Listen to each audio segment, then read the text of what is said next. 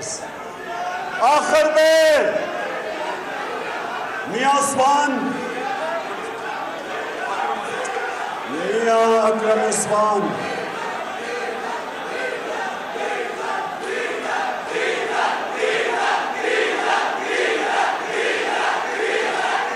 कोई शक नहीं, कोई शक नहीं, डीजल भी महंगा हो गया, पेट्रोल भी महंगा हो गया, बिजली भी महंगी हो गई है। हमें कहते थे कि बड़ी महंगाई है, आज 2 महीने के अंदर इन्होंने वो महंगाई की है जो 3.5 साल में हमने नहीं की।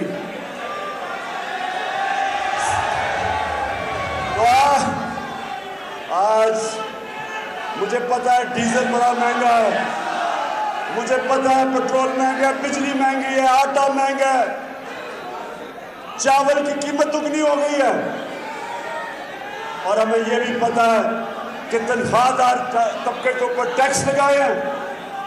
हमें यह भी पता है, हमें यह भी पता है कि जो IMF कहेगा ये करेंगे।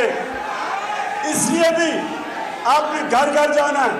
मैं ये जलसा करने आऊँगा, उससे पहले आपने घर घर जाके सबको तैयार करना है। ख्वातीन, आपकी जिम्मेदारी है, डोर टू डोर। हमने इस बारी जो भी ये करेंगे, जो भी करेंगे, इंशाअल्लाह इनको शिकस्त